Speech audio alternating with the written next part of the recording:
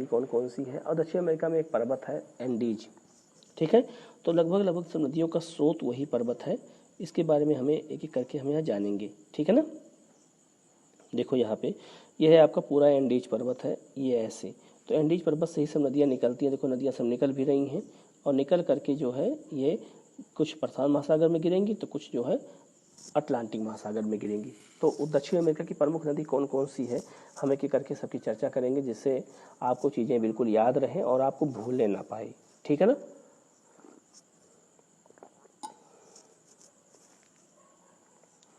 इसके बाद हम लोग फिर अफ्रीका की प्रमुख नदियाँ करेंगे। फिर इसके बाद में सीधे हम लोग अफ्रीका के बाद यूरोप की नदियों के बारे में हम लोग पढ़ेंगे फिर, ठीक है ना। तो आज हम सब कोशिश यही करेंगे विश्व की जितनी प्रमुख नदियां हैं आपको मैं बता दूं कि जिससे आपको कहीं कोई डाउट ना रहे, ठीक है ना।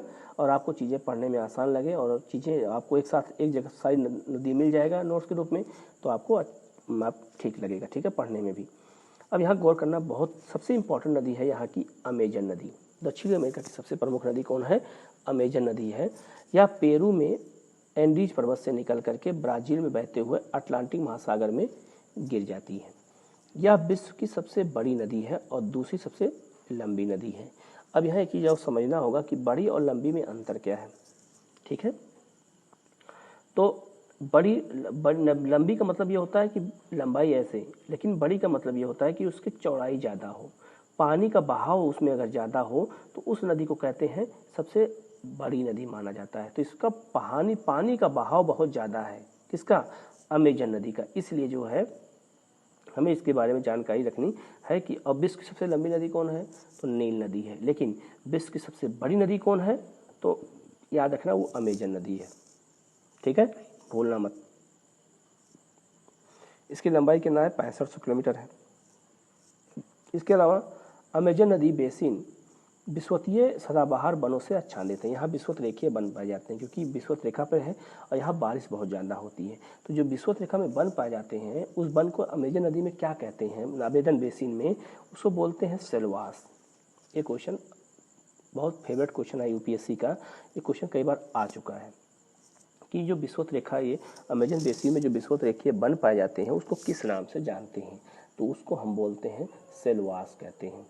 इसी नदी बेसिन में सर्वप्रथम रबड़ की खेती प्रारंभ हुई थी। पहली बार विश्व में रबड़ खेती यहीं पे प्रारंभ हुई थी, ठीक है। और यहाँ पर जो है यहाँ पर 2600 प्रकार की मछलियाँ पाई जाती हैं। एक चीज़ बहुत इंपॉर्टेंट ये है कि इस नदी पर 2 बंदरगाह बनाए गए हैं और जो बंदरगाह कहाँ बनते हैं? सागर के किनारे बनते हैं, लेकिन यहाँ नदी के किनारे बंदरगाह बनाया गया है। अमेजन नदी पे 2 प्रमुख बंदरगाह ये पूछा जाता है, मानोस और बेलम, 2 प्रमुख बंदरगाह पाए जाते हैं, ठीक है। इस नदी की सबसे प्रमुख सहायक नदी कौन सी है? मडीरा।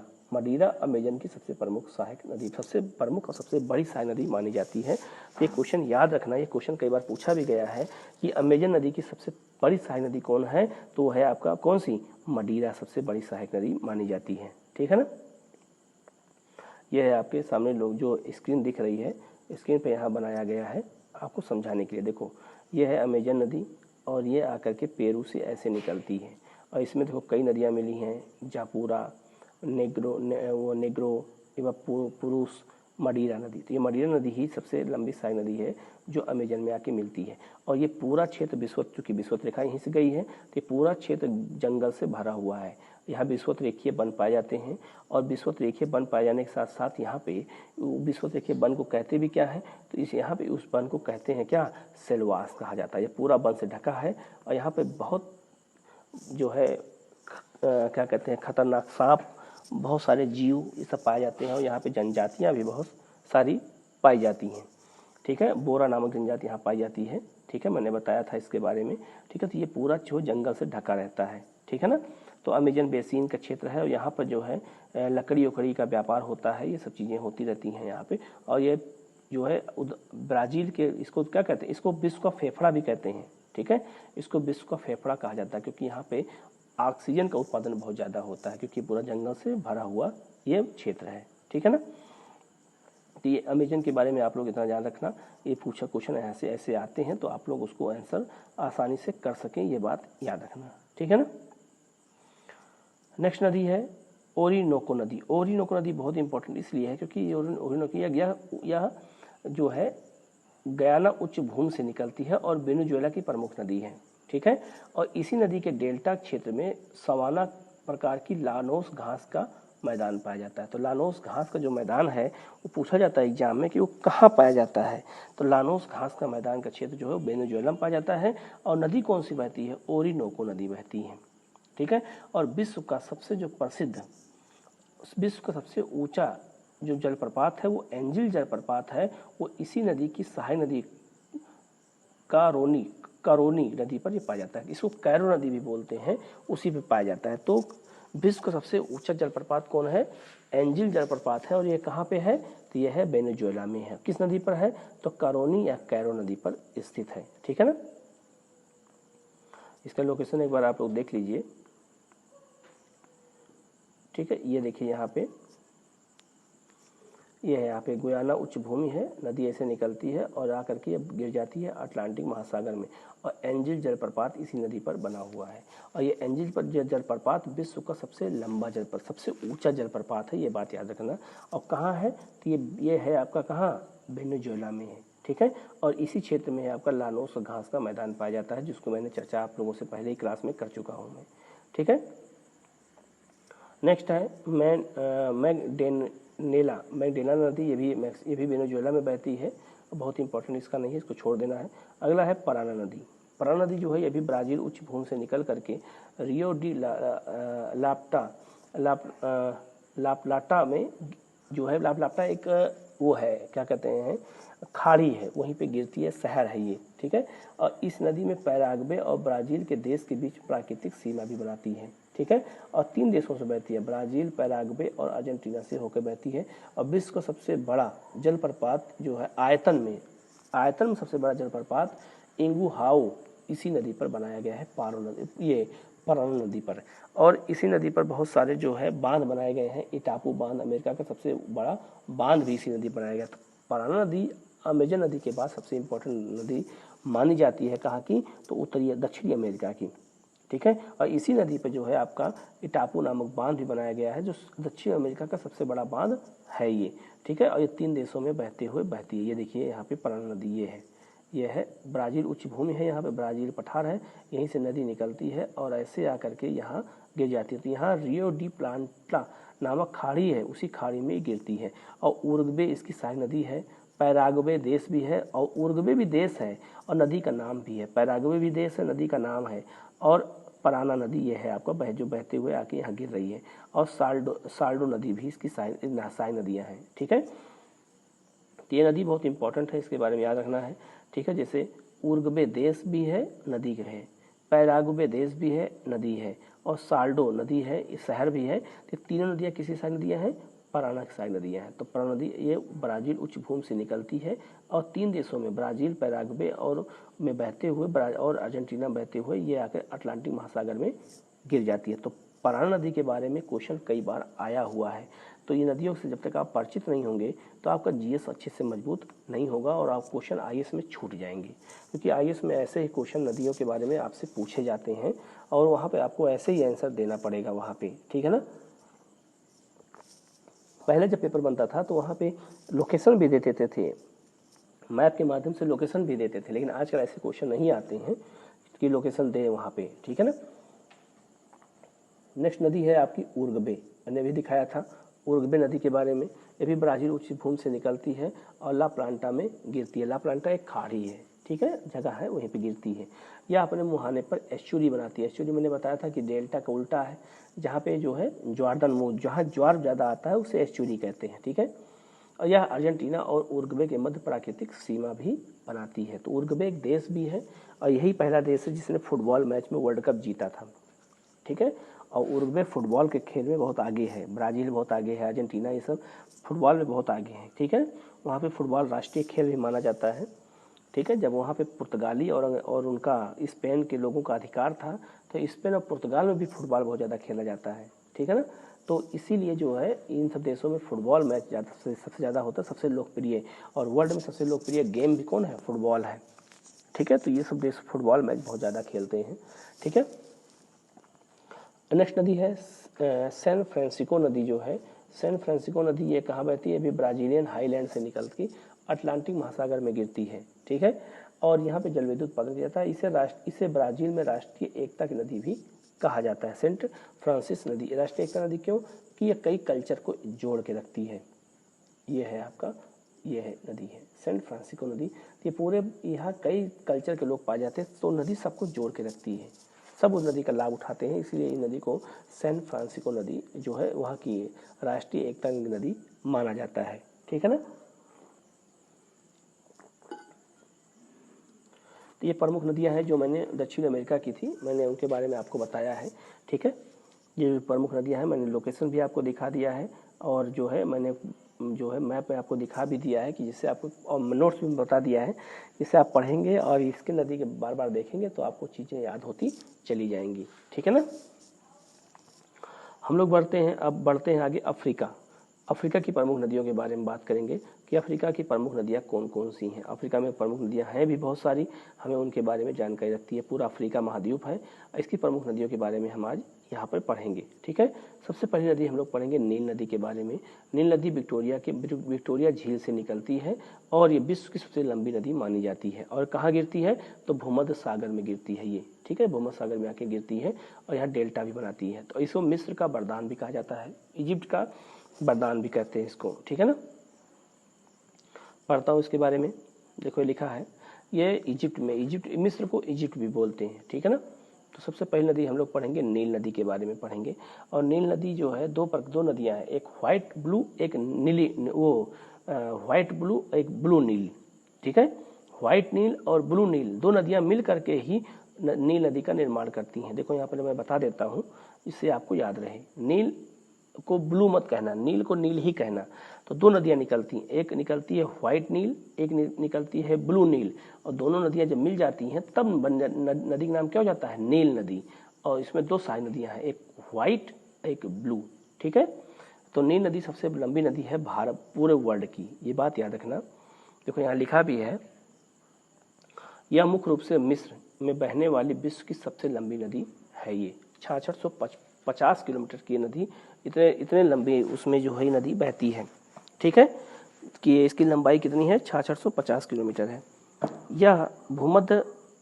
यह विषुवत-रेखीय क्षेत्र में स्थित विक्टोरिया झील से निकलती है और भूमध्य सागर में गिरती है। नदी की दो शाखा है, एक है व्हाइट नील, एक है ब्लू नील। ये नदी के संगम पर सूडान की राजधानी खार्तूम अवस्थित है, ठीक है। उसी नदी पर खार्तूम नामक शहर है सूडान का। और यही जो है नदी, जो नील नदी की मुख्य धारा बन जाती है। तो पूछा जाता है, एग्जाम में पूछा भी गया है, ये कई बार आया है कि नील नदी किन दो धाराओं से मिलकर बनती है? तो दो धाराओं से, व्हाइट नील ब्लू नील, इनके मिलने से ही नील नदी का निर्माण होता है, ठीक है। इस नदी पर अनेक बांध बने हैं, जिसके जो है इससे मरुस्थलीय भागों में सिंचाई होती है, जैसे ओवन बांध। ओवन बांध बहुत इंपॉर्टेंट है, ये क्वेश्चन कई बार पूछा भी गया है कि ओवन बांध किस नदी पर बनाया गया और किस देश में है? तो ये मिस्र में है। और ये बनाया कहाँ गया है?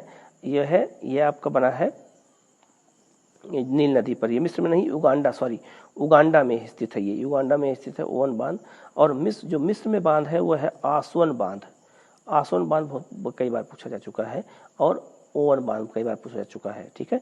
और सेनार बांध, ये भी जो है सूडान बनाती है। तो ये कई देशों से होकर के बहती है, ठीक है ना। और इस पे जो है अलेक्जेंड्रिया, काहिरा, कैरो जैसे प्रमुख शहर स्थित हैं।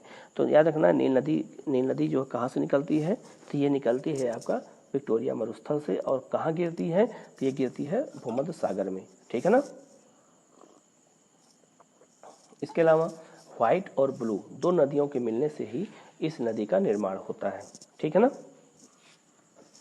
और जैसे मिस्र में इसको जो है, मिस्र में आसवन बांध है और ओवन बांध युगांडा में है, ठीक है ना। और नदी का लोकेशन एक बार और आप लोग देख लीजिए, ये नदी का लोकेशन है, नील नदी का लोकेशन।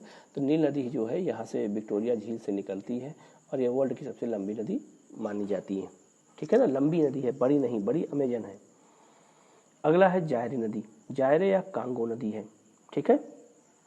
जायरे या कांगो, तो इसको जायरे भी बोलते हैं और कांगो भी बोलते हैं, ठीक है।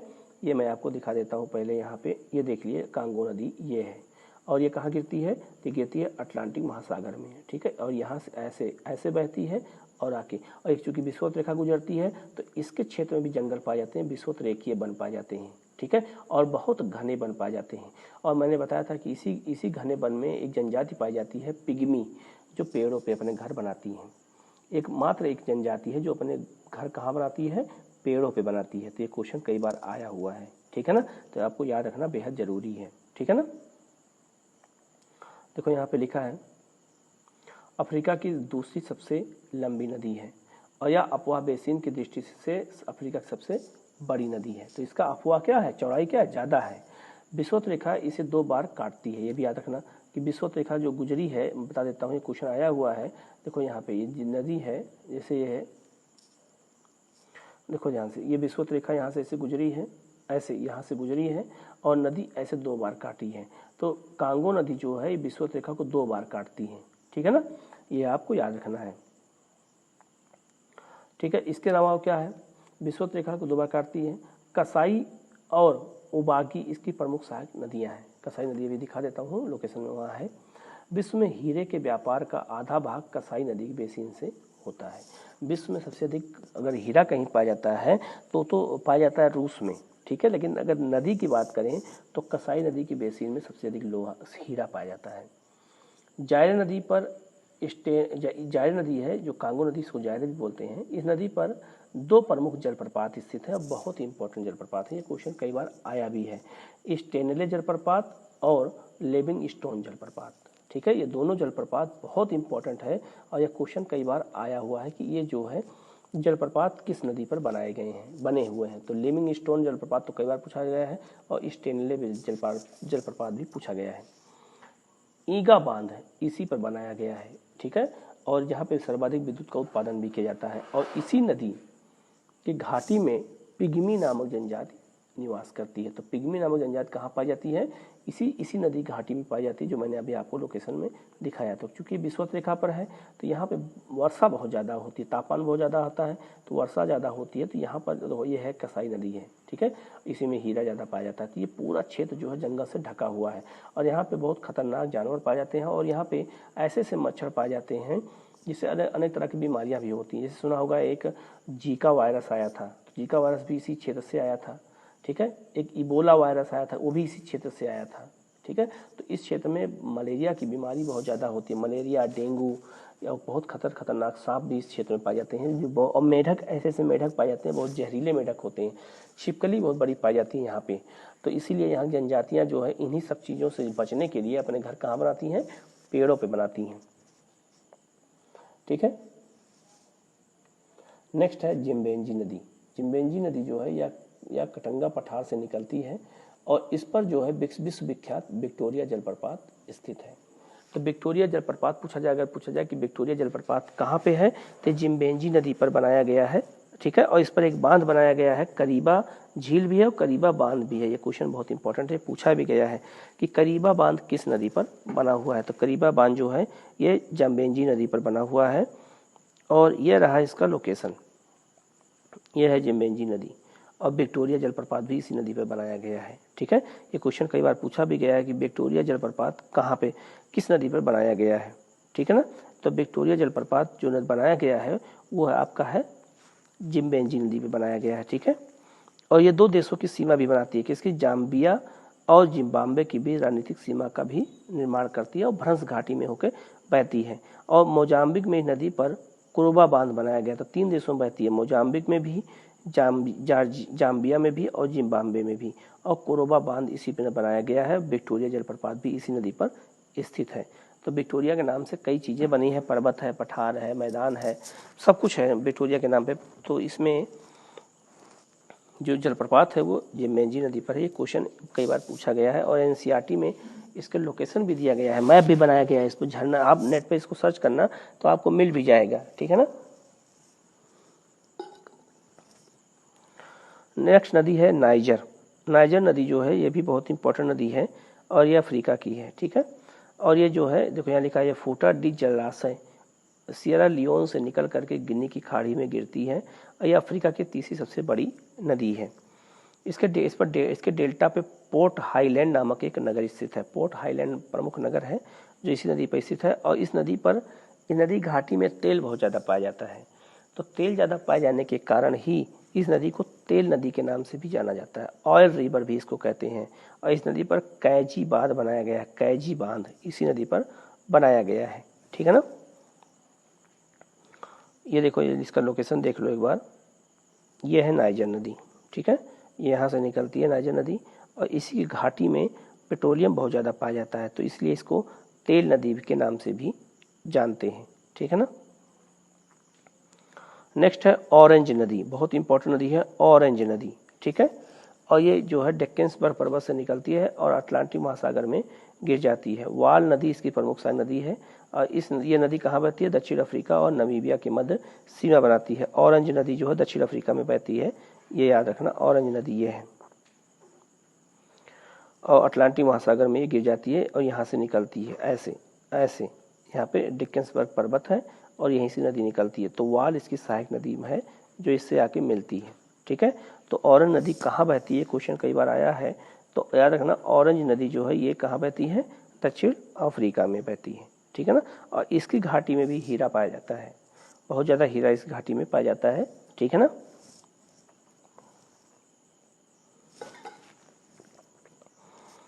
इसके बाद में हम लोग आगे बढ़ते हैं, ठीक है, इतना आप लोगों को याद रहेगा। नेक्स्ट नदी है, अगला है लिम्पोपो नदी। लिम्पोपो नदी याद रखना कि लिम्पोपो नदी अभी अफ्रीका में बहती है और ये विषुवत रेखा को ये मकर रेखा को 2 बार काटती है, ठीक है। पहले इसकी लोकेशन दिखाता हूँ तब इसके बारे में पढ़ता हूँ मैं।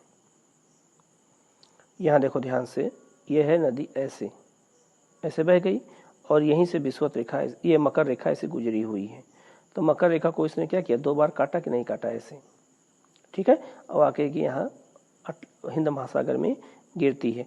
तो लिम्पोपो नदी मकर रेखा को 2 बार काटती है और विषुवत रेखा को कांगो नदी 2 बार काटती है, ठीक है ना। लिखा भी है, देखो यह दक्षिण अफ्रीका के राड क्षेत्र से निकलती है और यह नदी मकर रेखा को 2 बार काटती है, ठीक है, और बोत्सवाना जिम्बाब्वे को अलग करती है और यह फिर हिंद महासागर में गिर जाती है। देखो यहाँ हिंद महासागर में लिखा भी है कि हिंद महासागर में ये गिर जाती है, ठीक है ना। नेक्स्ट है आपका सिलेगन नदी, कोई इंपॉर्टेंट नहीं है इसका, सिवली कोई मतलब नहीं है, रुफीजी नदी कोई मतलब नहीं है, रुआ नदी कोई मतलब नहीं, सब छोटी छोटी नदियां हैं लेकिन कोई इंपॉर्टेंट नहीं है ना, कभी आज तक क्वेश्चन ऐसा आया हुआ है। सारी नदी वो बाको, लेकिन चूंकि नोट्स में था तो मैंने आप लोगों को दे दिया है, आप लोग इसको याद रखना रहेगा, लेकिन ये इंपॉर्टेंट नहीं है तो आप बहुत ज़्यादा पढ़ने की जरूरत नहीं है, ठीक है ना। नेक्स्ट है अफ्रीका की प्रमुख और नदियाँ की बात करें अगर, ये प्रमुख नदियाँ जो अफ्रीका की मैंने आपको बता दिया है, जैसे नील नदी, नाइजर नदी है, कांगो नदी, ठीक है, लिम्पोपो नदी, जाम्बिया नदी, ठीक है। तो इन सब के बारे में आपको याद रखना है और ये बहुत इंपॉर्टेंट नदियाँ में से एक है, ठीक है।